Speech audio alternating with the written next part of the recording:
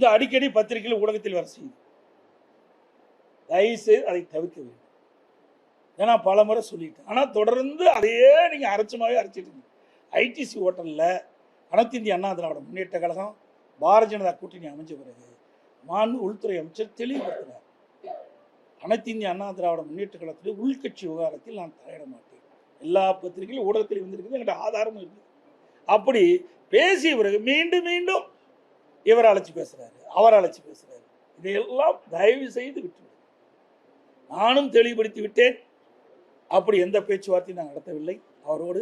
அவரும் எங்களோட உள்கட்சி விவகாரத்தை தலையிடவில்லை. இதுக்கு முற்றுப்புள்ளி வைத்து விட்டேன்.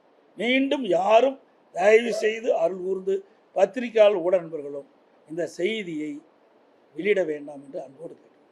அவர்களும் சொல்லிவிட்டார், நானும் சொல்லிவிட்டேன். இதோடு முடிந்து விட்டது.